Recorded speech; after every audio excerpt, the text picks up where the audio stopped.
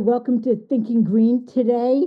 I'm joined by Gabriela Campos, and we're going to talk about, uh, Tweed Airport and its impact on New Haven and connect with all kinds of subjects in the meantime. So, welcome. This is our weekly cable access show that we put on in New London, and we're happy to get some information about this issue, which kind of goes way beyond the boundaries of New Haven. So maybe you can start. The first I was aware of your activism was with the Tweed expansion and the 10,000 Hawks group. Do you want to talk about that? Sure. I mean, what do you want to? So 10,000 Hawks was the community group that started around this most recent attempt at expansion. Um, it's it was a name, I think. So the person who named it no longer lives in the area and isn't involved, but she had wanted to kind of call attention to that it's a migratory route and that there's thousands of hawks that fly through there every year. They're tagged every year. And, we were trying to think through something positive to name it, because so often in activism, we tend to be from a negative space, like don't do this or don't do that, rather than what are the solutions? What is it that we can do? How can we move forward? What are the bridges we can build? I honestly hate the name, and I hated it from the beginning because I thought it was too abstract, But that's where we started. We just kind of went with it. The rest of the neighborhoods went with it. I reached out to the East Haven folks. I was like, well, we can't ignore East Haven. That's part of the problem. And so, reached out to some of the East Haven folks, and they they're amazing at getting the word out for stuff.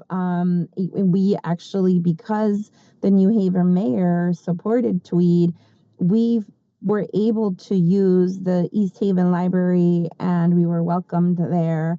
And so, we were able to really not allow the city's perspective was, and the mayor's office was like, well, what do you care? It's going to move to East Haven. What do you care that this is happening? We're basically, their attitude was kind of like, we're going to get rid of the problem. Why do you care? And my immediate response was like, there is no magical wall between us and East Haven. We're not in a bubble where the poisons are suddenly not going to be here and the runway is still going to be in the same space with more planes and more traffic and more pollution. It doesn't really matter. It's just semantics, and from the very beginning, we were labeled as crazy women, and that we were hysterical. I mean, like all the things that historically have been, thrown at women, that figure, anytime a woman figures something out, right, she's a witch, and literally. So one of the online bullies, right, called me Agatha. That was the name that I got. And I didn't know who that was, so I had to look it up. So there's two different universes that Agatha comes from. One is where she can scream and twist the trees, and her opponents freeze and pulverize in the moment. And I was like, wow, imagine having that kind of power. How amazing. Yeah, that would be fantastic. Right. I was like, wow. I was like, but I would want to turn the trees into something cool, like chairs or fences or something really neat, And then the other Agatha, I guess, is the mom of some villains in the Marvel universe. And, whatever, but also super powerful. So after I did a little research on their slurs, I said, wow, thanks so much for thinking I'm so powerful. I wish I could do that. But it was funny because it was very much, the men would feed us information, but they wouldn't stick their neck out. We have men that are actively involved and are there with us in solidarity, but for the most part, they weren't sticking their neck out. They were, so they'd stand with us or behind us or give us info or support, but it was like a handful of women who were continuing to just put themselves out there. And so we, what I think it was interesting to me as, I've started being an activist at 19, and to be now I'm 47. So this started when I was like, I don't know, 43, 45. I don't even know. And yeah, 40, wow, time really flew. So, to really think about how women are treated in the arc of, like, now I'm a mom with older children, what that has been like, and sort of things that have happened to me at work or in my life. And it just sort of brought it all back together. And it's really always been women that kind of call attention to these things, because we're the ones that have to pay attention to them, right? Like, we're the ones that in society expects us to, let's say, for example, bathe the children and cook the food. And when we're doing that, we notice the impacts of things that don't work well, right? We're the ones that notice, like, oh, those chemicals are giving my kid a rash. Oh, that new soap is maybe not, like, it smells great, but oh, my kid's kind of, his skin is funny, right? And so I think so many times, like, women are ignored or dismissed when we're practicing the scientific process too, but just because of our gender, we're being told, that we're making observations, we're testing them, we're doing research. Um, and so one of the things that came out of that, and, like, I think Rachel deserves a lot of credit, and she reached out to a lot of organizations. Um, because she, so we were involved with a lot of national groups because of it early on, and they gave us a lot of support. So one of the things that came out of that is being part of a group, and I wish I remembered their name, but I got to know this lawyer, and he was explaining the EA process to us, and I had already done some research. So EA is, sorry, environmental assessment. And so that's something that had happened during COVID with a drainage ditch, they called it, but it's really like the bifurcation of a river that goes through Tweed that was pulled and moved around it so that Tweed would no longer flood, and so that they could do the airport there, because that wasn't there before the 30s. They took Tuttle Creek and they put connected a Oh, piece of it. wow. Yeah. We did I mean, like, when I say we did a lot of research, we did a lot of research. We looked at maps, we looked at historical data, we looked at the previous EAs, we looked at, other what other had happened in other communities. I mean, we had volumes and volumes and volumes of research. So it's really frustrating, especially when you're being serious about it and not just saying, like, previously people were like, oh, we just don't want the rats from the construction. We weren't saying things like that. That was the least of our concerns. So Tuttle Creek had been bifurcated and connected to, or Tuttle Brook, sorry, Tuttle Brook had been bifurcated and connected to Morris Creek in order to prevent some of the flooding at Tweed. Historically, when they first did the first fill to do the airport right after it had been a farm. So, there was a big project to clean that out and to do some work around it, and they still haven't completed it properly. And that EA happened in 2019 during the holiday season, literally, like, during, like, Thanksgiving and Christmas, during COVID. So everybody was really afraid and not participating in things then.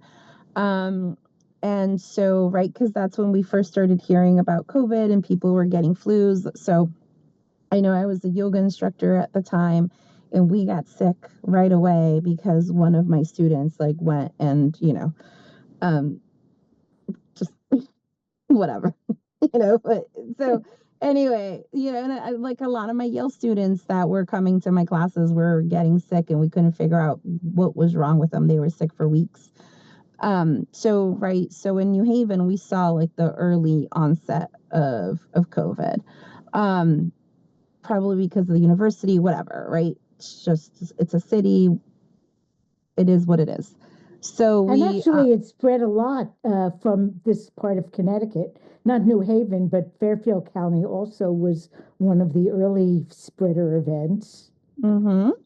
So. Right I think next because door. made in New York, right? And so there's a lot of back and forth between Fairfield County and New Haven, right? People go to Bridgeport all the time, Stratford, right? And that's like down the street for us to a certain Right. degree.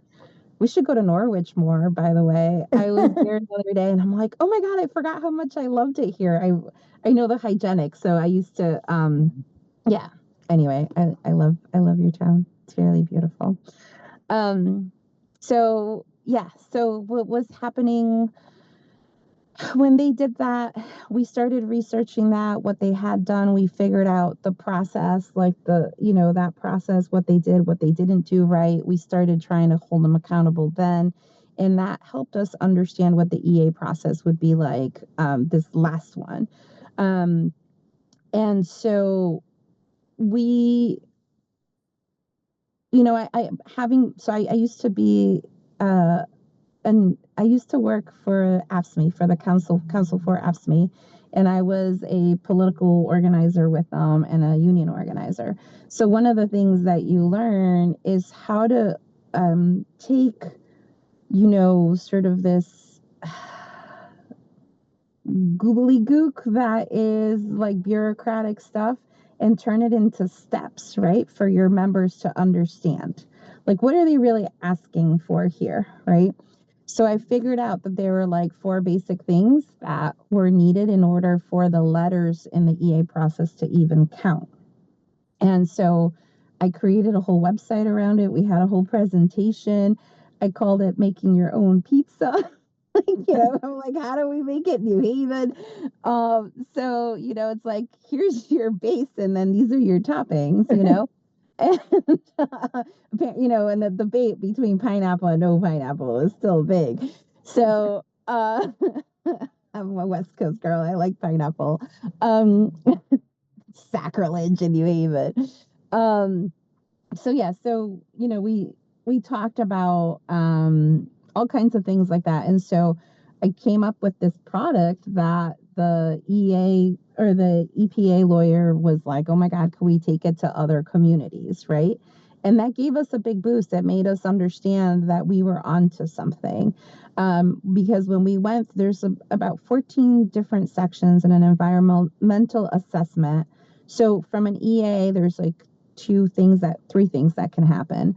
A FONSI, which is what ended up happening, which we're having a lawsuit over. And so that's the third thing that can happen. But what we were hoping for was an EIS. So an EIS is an environmental impact statement. And that's a lot more thorough, and it goes beyond, because right now the FAA got to make the decision. So obviously that's the fox in the hen house, right? The Right. FAA has a dual purpose. The FAA's purpose is to have safety, but also to grow aviation. And so sometimes those don't really work well together. And so our argument has been that at Tweed, it not only does so with there's like 14 sections, and I don't remember them all, but like I'll start with safety. Um, it's too densely populated. We have oil tanks all around. There is, because it's a valley, the fumes stay in the valley. We know that so now, right? So then the safety then goes to air pollution. But wait, let me back up. Because it's a valley and it's near the water and it's all surrounded by wetlands, not only is it wetlands, it's surrounded by wetlands all around. The fog in that area, it sometimes has its own climate. So where Tweed Airport is, sometimes it's really sunny 2 blocks away. In Tweed, it's like you walked into Blair Witch Project or something. It's just like can't see, it's pea soup. And it's like that when it's like that at Tweed, it's like that all the way to the water, which is the direction that the runway goes in. So they used to be a cross runway, but because of the topography, it legitimately has its own climate.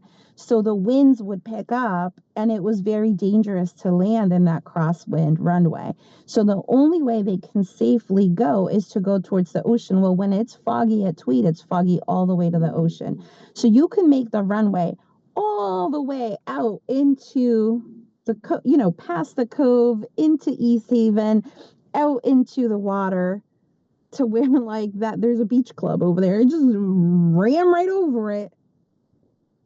Wow. it's still going to be foggy. It's still not safe to land. And they've increased the lights, right? So we used to have like reasonable lights, I think, for a smaller airport. Obviously, like, so previously we had rules in place since the 80s about noise and timing of flights, recognizing that it was in the middle of a residential area. And Avello pushed really hard to get those thrown out. So they told us, so that Avport, which is part of Goldman Sachs, right? So it is a shell company for Goldman Sachs. And Goldman Sachs has said in more than one place that their business, they were losing money during COVID because they thought that they were going to have more government contracts.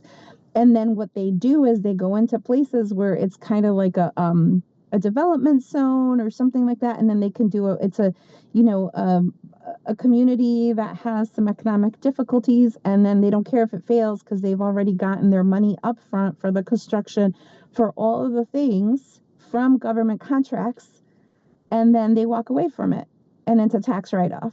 So they laugh all the way to the bank and all the way that they're leaving. It doesn't matter that it loses money because it's not their money. They're playing with tax dollars. So if you look at the financials of Tweed, it's not financially solvent on its own, never has been, never will be. It's all reliant on government contracts. And what was really crappy is Sean Scanlon was a state legislator in the Transportation Committee signing off on those grants while he was the executive director of Tweed Airport. This sounds like a little bit of a conflict of interest there. Just a smidge. Well, and what I respect about Sean, I will say what I respect about Sean is that, like, I will go after him hard, and he knows I go with facts, and he and I can still say hello to each other and be polite because he knows that I'm going after facts. And he could be, an orange polka dotted purple elephant, and I would, you know what I mean? Like, and so I think that that's one of the things that's really important. And I'm sorry, you wanted to say something, but I think that matters because it's not it is contentious because those are our lives and we're really deeply impacted, but it's not as contentious as people make it out to be. Like, we actually, at least myself, I aim to be really, as respectful as possible while still letting them have it. And that is a tough tightrope to walk sometimes, but I agree that sometimes, someday we're all going to have to band together to avert some crisis, and we can't actually afford to burn bridges while we fight our battles. Right.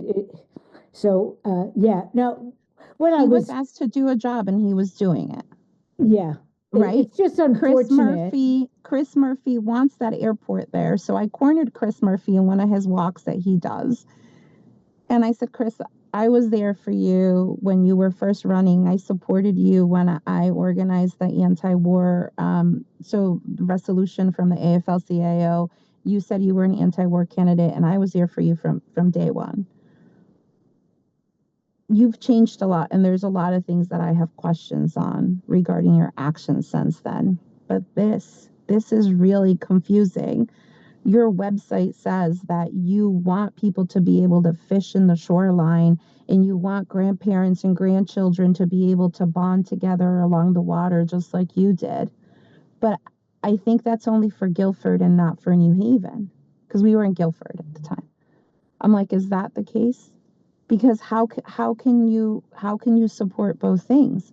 How can you be such a staunch supporter of the airport that's at a public, that like flies over the public beach in New Haven, a community that doesn't have necessarily the access to go somewhere else? People go on a bus or they carpool to get to that beach to have some reprieve from city heat.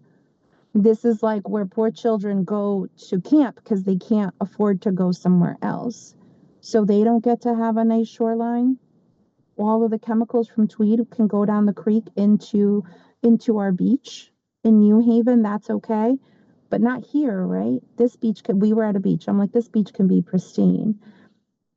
And he said to me, his son, I think, was 13 at the time.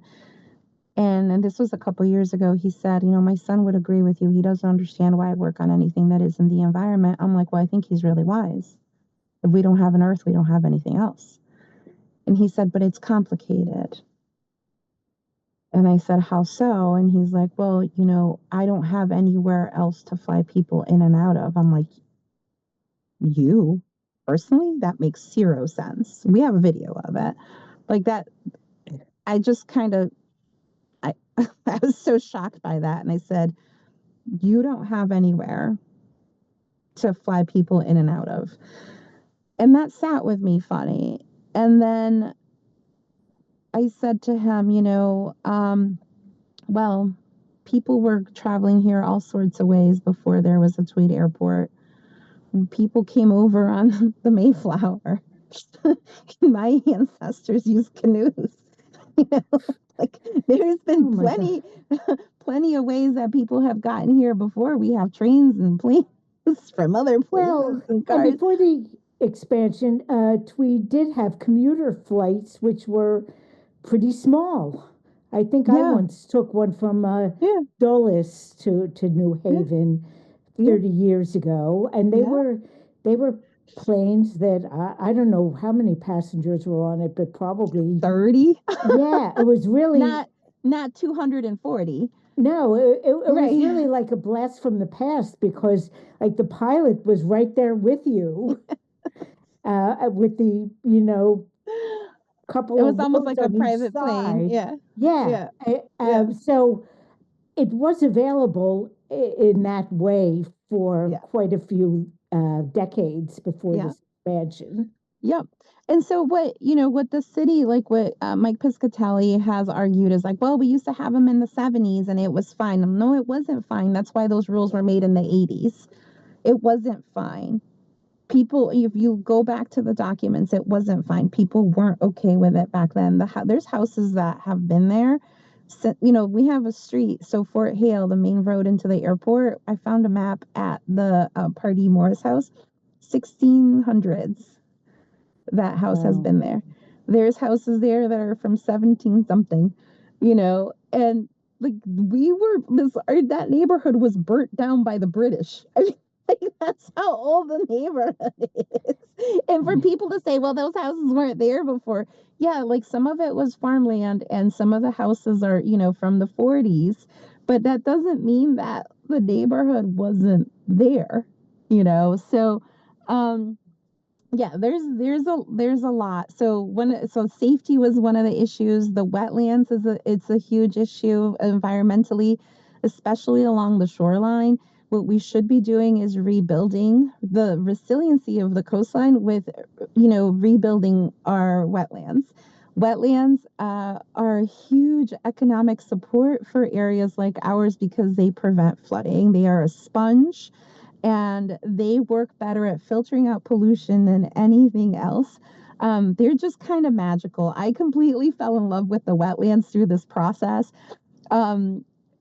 I was teased a little bit. I'm like, oh, because I was so, I meant it. I was like, all of life starts from the wetlands. I'm going to make a little fun of myself too. But it really does. Like all the microorganisms that the bugs need to eat, so then the birds have food, so that the other prey, like they could be prey to something else, and that the fish can eat the little bugs. All of that starts in the wetlands. And so we keep filling the wetlands, and we're wondering, there was like during that time, Yale had put out a study that we were I think we had lost 60% of insects, something insane.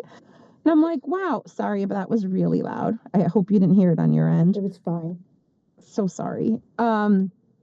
So, during that time, Yale had put an article about that. And I thought, geez, like, you wonder why we keep filling wetlands, and I really wish it's my son. I'm so sorry. We're ED, so we have this tendency of like sending one sentence at a time. And I used to, because this is on the car speaker, I can't mute it. It's making me crazy. It isn't actually coming through. Oh, very great. Much at on all. my end, it's like a bell. So, but yeah, you were talking about the wetlands, and we're having similar issues in New London that open spaces are all being seen, not all, but many of them are being seen as potential The spots for retail property opportunity. Yeah. tax dollars, Yep. residential or Yep. commercial. And, my son lives in Reading, Connecticut. And Mhm. last fall, when that big rainstorm came through in, I think it was September, um, they had 14 inches of rain in 48 hours. And I keep thinking if all these wetlands in places like New Haven and New London get filled, what would a 14-inch Yeah. rainfall do to our landscape? Oxford was washed away, right? There's like, Yeah. do you remember the images of Oxford being Oh, washed away? yeah. And where my son is in Reading, it's very rural. He Mm-hmm. has 2 acres. It's very wet and has Mm-hmm. the wetlands are kind Yeah, of I'm left familiar. Yeah. alone, and he was Yeah. fine. But I think that, you mentioned sustainability, and Yeah. this is not protecting us against No, the, the impacts that we can be seeing from climate change that will that's right. probably get Right. exacerbated. Yep. I mean, sea levels are rising, right? That's a fact. The ocean is warming, so we're going to see increased sea levels. That's a fact. We have more erratic storms. That's a fact, right? Like all of these things are happening. So instead of planning for it, we're devastating the things that can protect us. I shared a video like during the hurricanes last year in Florida. I shared a video because I was struck by something where there were trees and bushes, the waves stopped. Where it was open parking lot, there was devastation. Wow. And I thought, man, this is what we've been saying. So around the time that all this was happening, a friend of mine told me to read the book Regeneration. It's actually written by a Yale professor, which I think is ironic because Yale supports the airport. And so I recommend that book to everybody. It's a great audiobook. I'm listening to it again. Regeneration, I think it's Healing the Earth in One Generation, I think is the subtitle of it.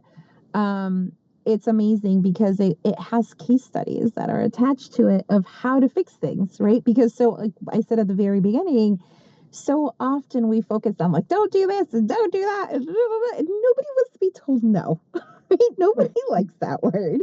So I love that they went through and they did all this research. And one of the things that I was saying is like, well, if we rebuild the wetlands somewhere else or like adjacent to, we can help, sort of repair some of the harm that's being done, right? Like we're swimming in sewage. We can't swim a lot of times because there's sewage from the entire region that comes out through New Haven. So one of the things that the book Regeneration suggests is that to build like man-made wetlands outside of areas like that to help with the cleaning and to have multiple layers of it. So by the, second and third layer, now you have an economic industry. You have the opportunity to create wealth from it and create jobs and so now you have like multiple benefits. You're continuing your modern life, even though like realistically it's not sustainable. You did a fix that makes it more sustainable. So now you have clean water. And, the third win, I love 3 wins in a row are the kind of wins I want to go for. The third win is that, wow, we created jobs, right? And that, Yeah. and fourth win, it's now beautiful, right? Humans like beauty. The cave paintings are a pretty good example of that, right? We need beauty. It's one of the things that we need in order to have good mental health. We need things that are beautiful. We need green grass or meadows, even better, right? And we need to be out in nature. We need these things. And we're removing the things that we need to be alive. It doesn't make sense. And it's all for like a handful of people that are holding all the power and wealth. And one of the assumptions that has been made, I think, for a long time is that poor people don't necessarily deserve beauty. Mm-hmm. If you look at, uh, affordable housing or whatever, uh, people would many people would object if it looks too great. It Yeah, should be how dare they utilitarian. deserve that? And How dare they? yeah, I don't know how that got started, but It's, I think, a puritanical background that we have, right? It's I like think you're seen as right. morally negative, like you're morally deficient if you're poor. So, you know what? I got divorced in order to have my peace, which meant like I was a stay-at-home mom with my 3 kids that have, varying levels of special needs.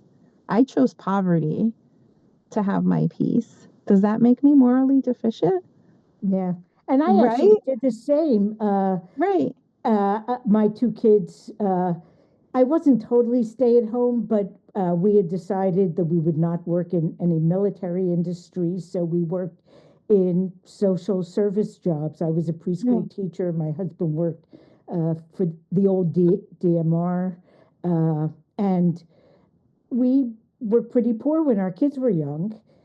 And luckily, we managed to live in a crummy house in a nice neighborhood, Yeah. and it worked out for us. But I look at so many of the things that are designated for poor people, Mhm. and like heaven forbid they be Mhm. uplifting. And it's part of like the issue with Tweed, right? Because it's people from Guilford, people from Madison, people from Brantford, who it's not New Haven residents exclusively that are flying, and because the flights aren't as cheap as they say. Like sometimes maybe, but there's a lot of fees and things. I've looked into it, like to try to see it. I'm like, oh, it's still cheaper to fly out of Bradley, and then you don't get stuck, because so often because of the fog and the weather, they can't land, and so people have been stranded in Albany and Vermont in May, Oh my gosh. Delaware, like all over the place, with very little communication. I've let strangers come and use my bathroom because they were stranded outside. They were standing outside on the sidewalk. And I felt so bad for them. They were like looking at colleges or something, and dad had gotten up and left, and they were going to take a plane ride back home while the dad and the son were having like a bros trip. Like good for them, right? That's actually really sweet. But there was nowhere for them to use the bathroom. There was nothing. There were people defecating on people's lawns. Like it was a disaster. So anyway, wait, I forgot what I was talking about. I got stuck. I like it was I such don't a know. I think we got horrible off day. on Oh my our gosh. income inequality and how Oh yeah. this So is people an have this example. idea. That's right. Income inequality. So people feel like, oh, well, it's New Haven. Who cares? It's New Haven. Who cares? It's fine. And the thing is, like, people are like, well, Hartford has an airport. The Bradley Airport is in Windsor Locks, which is north of Windsor. It is in an area that used to be tobacco fields. Bradley doesn't let the de-icer go into the water stream. So Tweed, they're using 1980s rules, and they're doing the dilution's the solution for pollution. And they literally just make sure the pH is okay. So they water it down when they use the right catchment system. They don't always. Sometimes they just let it go into the wetlands. I caught them a few times, took videos and pictures and sent it to the director. And then they, had to follow rules again for a little while until they get sloppy again. So the de-icer stuff has PFAS. It has forever chemicals, and it's going right into the water stream. Whether it's going through the wetlands into areas where there is nesting grounds for endangered species, or it's going through the water authority just a little bit up the shoreline, in the same neighborhood. So all they do is put it in a tank, take it to the water pollution authority, dilute it, and it goes into the water. I said it to Chris Murphy and I said it to Sean Scanlon. I'm like, your children swim in that too. Maybe it's diluted, but eventually it'll compound. You think you're keeping your beaches beautiful. Whatever is happening here is going to happen to your beach too. And so like this idea that it's separate, we're not separate. We're not separate. I'm not separate from the trees or the grass or the air. My cellular structure touches the air that's right in front of me. And that air meets you somewhere in Norwich. right? And Like it's all connected. it's all, and as you pointed out, uh, between New Haven and East Haven, there's a border on a map, but there isn't a border in the earth, That's right. really. That's right. So Right. I wanted to touch on one of the new things that Yes. relatively new that's come to light, and then we can talk about what can we do to, make the future work better. And it hit the news recently, although I guess you've been following it for longer.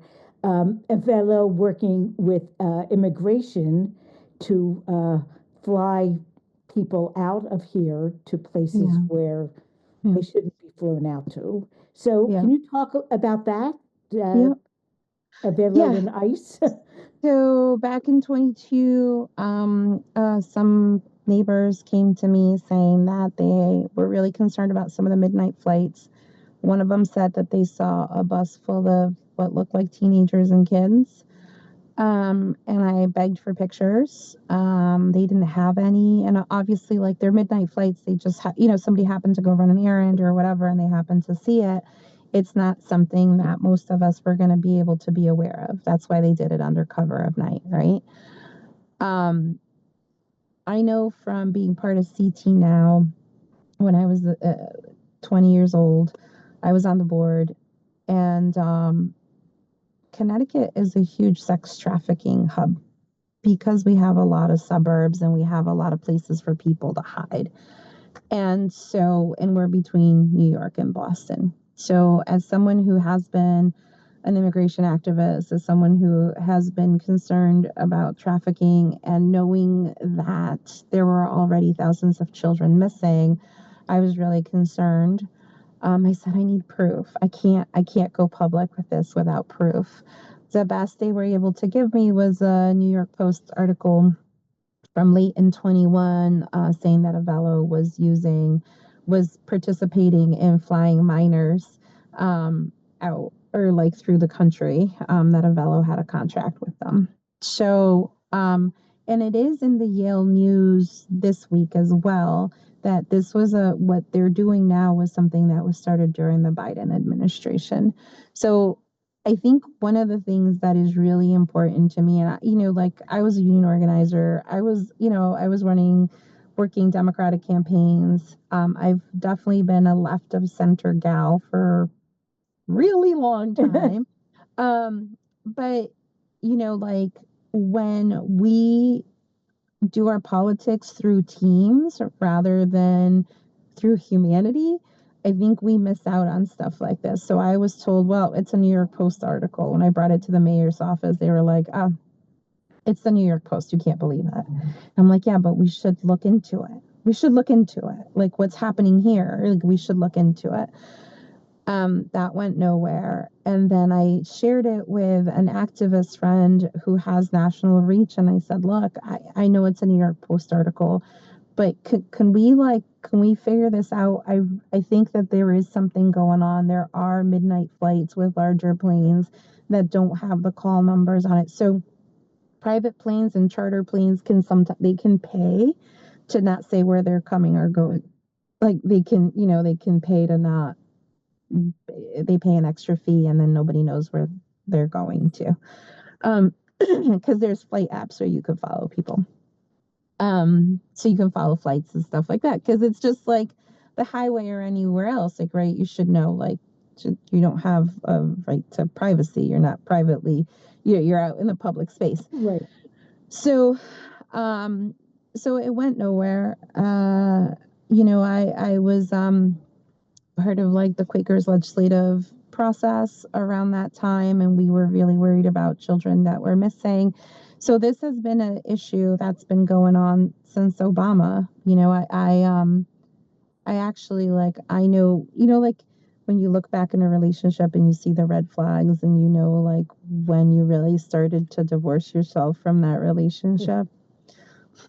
So I was my kids were really little. We were living in Fairhaven. And I picked up the newspaper. We still were getting newspapers at home. That's how long ago it was. Feels like another world.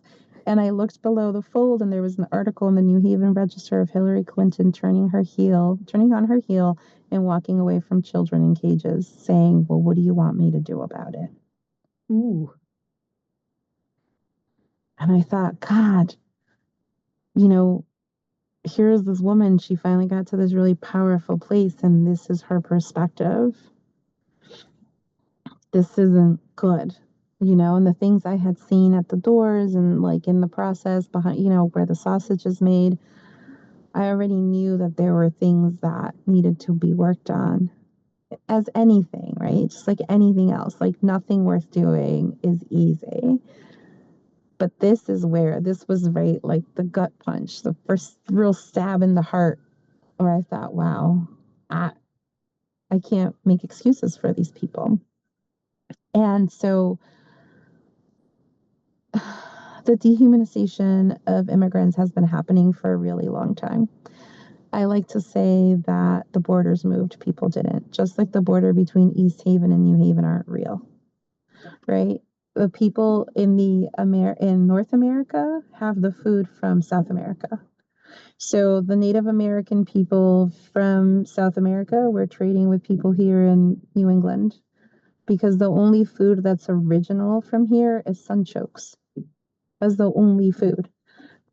Every food in the Americas that people eat are through managed food forests that existed because of my Native ancestors, right? And so we didn't move, the borders moved, right? And they were imposed, and it was stolen land. And so when we change the way we think about immigration and think about, like, if you actually look at the people that are migrating here, the majority of them, they look native, right? And that's why a lot of native people actually have been detained by ICE, even when they were showing them their, like, their tribal cards. They were detained by ICE because they thought they were Mexican, right? And so many have come also because our foreign policy, especially in this Precisely. hemisphere, has been Precisely. brutal in many of their countries. That's right. So if you look at, pick a country, right? Nicaragua, Haiti. Haiti actually, part of the destabilization got worse when Clinton was part of the State Department, right? With the so that was my second big red flag for me as someone who had done geopolitical studies, was that when people wanted to they had democratically chosen to have an increase in wages, the State Department said no, because our businesses want to keep this low wages, because we want our profit margins to be bigger. And so there was a huge revolt, as I think is logical, and they had to extract the prime minister. And Haiti has continued to devolve into worse things, and that's why there was that's a good example of immigration. There was like humanitarian reasons why people from Haiti were allowed to be here. And now that's been taken away. So those are people that were here legally, were going through the process, and they're going to get booted, and they're being thrown out. And families, this is supposed to be the party of family values, where families are being torn apart. There's a woman in, I want to say, Texas. Her husband was a citizen. She was about to become a citizen. They had gone through, and it takes years, sometimes decades. It takes a long time to go through the process. They had gone through everything. She had her final meeting for them to say, yes, you're a citizen, but she needed emergency C-section for her twins. They threw her out of the country, even though they knew that she had to reschedule. Like they had said it was fine and okay, whatever. They threw her out. She had gone through the whole process. She was okay to be here. But it just, like, the way that people are, it's the way that people are being, like, picked up and taken away. And I mean, it boggles the mind. One of the first raids arrested a Puerto Rican man who was an Army veteran. Puerto Ricans are, by law, citizens. Right. But that's to show you how racist the policy is right now. Right. So not that it's ever not been racist, but it's just so over the top. I was sick to my stomach thinking about how many more missing children and people are missing because we weren't able to track down what was happening with these midnight flights before. Like literally sick to my stomach. If you go back on my Facebook, I'm like, you guys, like we need to work. I like really genuinely depressed over it. Like we needed to work together. We need to work together now. It stinks that people didn't listen to us before, but we need to work together. Like it doesn't matter who's in charge. Like this was shitty 2 years ago, 3 years ago, 5 years ago, and it's shitty now. Like, oh, I'm sorry, maybe I shouldn't swear. No, that's okay. Sorry. I have to tell you, I'm like, public oh, access is different. You're allowed to swear. There's the only things you're not allowed to do are sell products commercially or ask for money politically. great. Uh, I'm but, not but, running but, for but, but, office but, but you and I'm can, not selling anything. yeah, you can use four-letter But, word. It's not yeah, okay. FCC. I'll try it. So anyway, it was always crappy, right? It was always a bad thing that was happening. And um so the Yale News article does show that it does say that this was a practice that was happening under Biden. What's interesting from a Tweed perspective is something that we've been saying for a long time, that Tweed is not solvent and Avello isn't solvent, that their practices don't make sense. What their numbers, like they keep not wanting, they used to share the numbers, now they don't because we call them out on they're only making money on parking, and so like Oh my God. they paved over wetlands to get more parking. And so like Lorena and I went out there almost every day, took pictures, videos of what was happening, how they were parking on the grass, how they destroyed plover, not sandpiper plovers, but plovers. Um, Nesting grounds, mowed over them, like just like awful, right? So we were documenting all of this, and we were able to slow them down, but they just, it's like they do whatever they want and then they say, oops, sorry, and it's too late. Like we don't have the access to the same money and resources and power because they're in bed with the administration, right? With the Ellicott administration. So, um, and it comes from, right? So Scanlon was there because Chris Murphy wanted him to be there, and Chris Murphy wants this airport. Why Chris Murphy wants this airport so bad, I don't understand. I don't get it.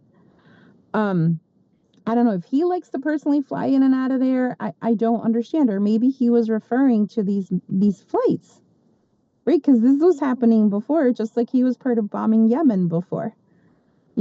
So I think we need to be very honest with ourselves that this isn't a left or right issue at Tweed or when it comes to the environment or anything else. We really need to start thinking as bioregionalists, right? Like, how can we be a mycelial network that supports each other? That's the key. That's how we get Now, away from all of the damage. now I know that you do a lot of urban farming, or you have. Can you talk a little bit Yeah. about that as Yeah. one thing we can do to build Yeah. resilience into the future? Yeah, so I'm a big fan of using recycled materials for everything. And so one of the problems that we have in inner cities is that the ground is likely polluted. It's really expensive to get soil brought in. And you also don't know if that soil is clean or not. So when I first found out that my second son was sick, I couldn't afford all the organic food he needed. And I knew like it still wasn't pure enough. So I was trying to grow like a few staples, and we didn't really have much of a yard. But I started learning how to make my own soil. So there's something, and I don't even know if it's on the internet anymore because it's such an old method. It's called the Berkeley method. And you do the lasagna, but then you wet it and then you make like a donut and you like flip it into itself. And then you wet it again and you cover it. And you do that for a couple of weeks and then you have soil. Like, Wow. so you can actually start in March. You could do it now, right? Like, it's never too late because we can grow into the fall. There's ways to keep growing. So dirt is really expensive. You don't have to spend a lot of money on dirt. Um, Mycelial networks, so those are the little threads that go between, mushroom bodies. It's the real mushroom is all of the little threads underneath, Right. right? So we now know that they help to clean the earth, and they help. One of the things I think most of us know, is that they provide a communication pathways between different plants, and they also trade in sugars. So they trade nutrients, which I think is really freaking cool. Yeah, I'm really. such a dork over it. I get so excited to think that these little threads, if you've ever done gardening and you pick something up and you see Sure. these little threads, how powerful they are, right? So I figured out that I could get free wood chips that didn't have anything bad on them from tree companies, because there's a company called Chip Drop, but they took so long and they weren't reliable. So I was like, I know how to pick up the phone. So I just looked for local, tree companies, and I said, hey, can I save you your dump fee? Can I save you your dump fee instead of like dumping it? Like, if you're around, can you just put it on my driveway? And so I was able to build a really thick layer, like, Yeah, 4 inches really, deep. yeah. Yeah. And, so what that does is it decomposes over time, but it became my pathways, it became my base, it became my everything. I built my raised beds with, like scrap stuff. But one of the things that we did was we went and got like sticks that were laying around and were littering like the woods and the paths. So we like just cleared paths that, and like things that were in the way or covered in vines, and we drug them home and we boxes, and then I filled it with sticks and leaves and then compost that I made, and and then I didn't need a whole lot of topsoil. So I'm sharing my process because everybody can do this, even if you have like very little money. And the other thing that's really cool, I was always happy to give people cuttings. I'd get so excited to share. People would come to me. So my house was near Tweed. I had to walk away from my urban farm there, my food forest, really. And there's not a day that goes by that I'm not sad about it. But we couldn't breathe. My kids were sick. I was sick. We couldn't breathe. We had air filters and air purifiers going all the time. And I could never really be outside because of the way that so if like the wind came and there was fumes, I lived halfway up the hill, so it'd push it to the hill, and then it would come back into our house. So we'd get hit with it twice. So we didn't get any reprieve from it. So we just couldn't be there. After a while, I was like, well, can I even trust the food I'm growing, right? But most people aren't in that level of intense pollution. Elderberries grow really quickly. You can have an elderberry forest in a year and make your own medicine. We had raspberries. I planted clover instead of grass. I like ripped out, I had really invasive grass. I ripped it out, flipped it over, used it to make like a ramp to go up to the hill because there was no way up. There was a wall. So we did a lot. And there's the library in Westville in New Haven, and I'm sure other places have access to this too. There's a seed bank. There's always people willing to share seeds and help you grow stuff. You can grow things like, if you have eggshells, right? Save those eggshells, grow right in those or in the carton. I've also often used, and I like this for sprouting because it makes its own little greenhouse, is the clams, the plastic clams for salad greens. So you Oh, can get yeah. really creative. I used to collect, I would put cardboard underneath everything. You don't want glossy stuff because that has a lot of chemicals. Just plain cardboard, and you can get it from furniture stores, from the grocery store. You get really creative, and it actually becomes a big scavenger hunt. And I think it's really fun. The cardboard helps to create a weed barrier, so then you don't ever have to really worry about that. Between that and the thick layer of wood chips, you don't have to do a lot of weeding. I'm a lazy gardener. I like to garden, but I don't want to sit there and weed. That's not the fun part. I want to go and pick the food and the herbs and eat them. Um, so I just did a little extra work on the front end to not have to do like sit in the sun, bake in the sun, pulling weeds. Um, so there's free seeds. And you can also, like, seeds from last year are fine. Like a lot of times people think that like the sale seeds, like at the end of the season, buy those. Um, Germinating in like little plastic bags in just like little kids used to do, like that's fine, whatever works. Um, so there's all kinds of ways to do that.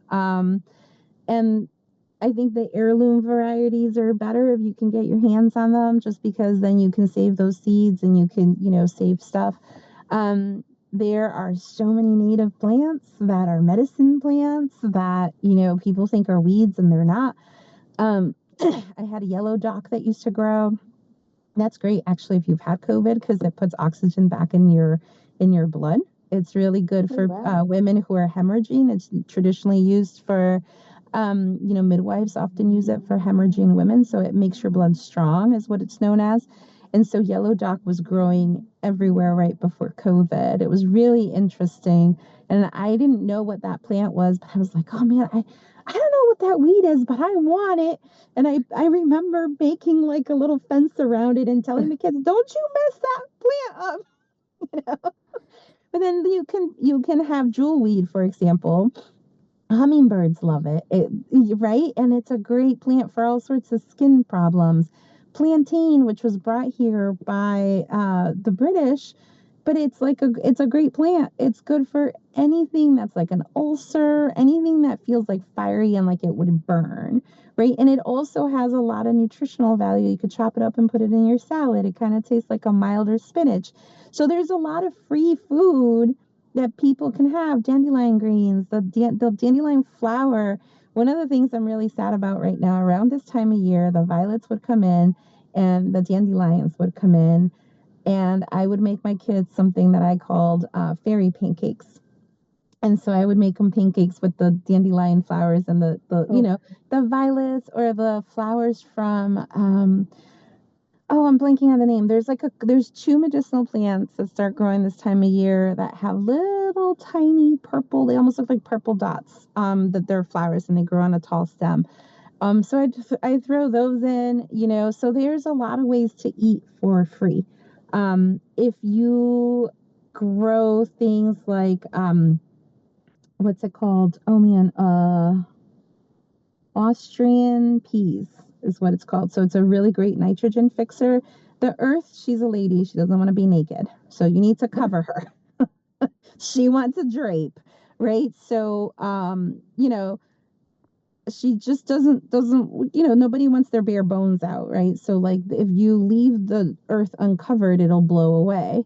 So, that's why the wood chips are great, but so is things like cover crops. So that one we ate all winter in here in New England, because that just kept growing, and yeah, and you buy a big bag and you have it for the rest of your life. Things that reseed are really easy, like there's a wild arugula that grows. Obviously, that's not native, but yarrow is. And then yarrow is great. It's a great medicine for a million things, and the flowers are beautiful. I love the elderberry flowers. I always thought it was really magical. There's just so many things that you can do and do on the cheap and do collectively, right? Like you can say, get together with like 5 friends and say, okay, can you buy these 3 plants and I'll buy these 3 plants and you buy these 3 plants and we'll all trade cuttings, right? And then you just, tripled your ability in no time. So, well, we have like 4 minutes left of what I can fit in a time slot for the public access. We'll have to talk again. But in the last couple minutes, are there anything that people can do to support either uh, holding a Velo or Tweed Airport accountable or helping build resilience in Connecticut? right. So I mean, what people are doing with Avella right now is great. They're boycotting it. That petition went yesterday morning from 55 to it was over 3,000 this morning. And so keep that going, right? Like they they are going to listen to that. They might act like they don't, but they are paying attention. And the reason I know they're paying attention is because in that Yale News article, it showed that Avello knows that they're not following the scheduling rules that were set forth before them. Right? So they know that the things that we've been bringing up are real. So just keep speaking up. There's a meeting to the 15th about parking. One of the things that people often say, well, it's less of a carbon footprint for us to drive to the airport and get on a plane than to all drive to different places. Well, most of these trips aren't necessary. They're by choice for fun and good for people. They should have a good time. But no one's thinking about the carbon footprint of those cars coming and going to drop people off, or the fact that they're sitting there idling. So if you are using the airport, don't idle. Use the shuttle to get there. Try to think about other ways. That's actually something we can all do, right? Try to think about other ways that we can make a difference. And it could be something really little. Like today, right? I knew I wanted to talk to you. This is something we've been wanting to do for a little bit. I'm so glad we finally did it. I happen to have to be somewhere, at 11:30. So instead of driving back and forth, I'm sitting in and you know what? This is so much better than sitting inside of a building. I'm sitting outside. It's a beautiful sky, right? But I'm choosing not to drive an extra trip because I would have added 5-10 minutes each way. And that's more gas I'm using, right? Right. So a lot of the things that we can do to help the environment also help our pocketbook, right? So I think if you make it into a game, what can I do today? Because I feel like I'm gaming the system all the time. Like, they didn't get my money today, right? And I think that's the only way I know how to survive it all is to make it into a game. So, regarding Avello, sign the petition, pay attention, go to the meetings, you'll see how badly they treat the neighborhood. And I think that's really important. I think it's awful that this had to happen, but I'm really grateful for the opportunity that people can know, this has been going on. We have been talking about it, and people are starting to say, oh shit, what else have you been talking about? Tell us about the pollution. So I'm getting to tell people about the carcinogens and endocrine disruptors and how it goes into the water and how it sits so one of the things that people don't realize about airports, it's not just a carbon footprint, it's that it sits in this, you could see the trails after, because it's in this humidity kind of wet sort of smoke, right? And so that sits like a blanket over communities. And they use most of the jet fuel when they're landing and taking off. And so it's just more concentrated somewhere like Tweed because they have to circle so much because it's hard for them to land because it's a valley and because of the fog and because they also stack the flights so close together. So there's meetings coming up. I'll post them on Flied Tweed Facts on Facebook. I'll post the meetings as they come up. I'll post stuff there all the time. I try to keep, because that's a public page, I try to keep it pretty PG and polite. There are private groups and people definitely have their gloves off. It gets really interesting and saucy. But if you just want the facts of what's going on, that's why I made that page, so we can have a thing. So any meetings and stuff I will post on there. And the 10,000 Hawks is still a page that's still putting out a lot of information. So that, those are the places where people can learn more about what's going on. I did repost the webpage that I made with all of the research on all of the impacts. So we went and I have information from the National Institute of Health, from the EPA, from all sorts of places, and it's broken down into a few factors. I don't have all 14 sections that an EA sort of takes on just because of, I'm one human and there's only so much I could do. I'm still a mom. I still have children. I don't have somebody making the meals for me. You know what I mean? I still had to do all the things. So, but we put out a lot of really good information with that. And I think that could be helpful for anything anyone's working on, because it's information related to different topics, from noise pollution to air pollution, how it impacts children, how it impacts, cognitive health, how it impacts sleep. And so no matter what you're working on, it could be a good resource for you, and I hope that whoever can use it uses it, so they don't have to run around and do all the research we did, or at least start their research from there, right? Have a good starting point. Yeah. Oh,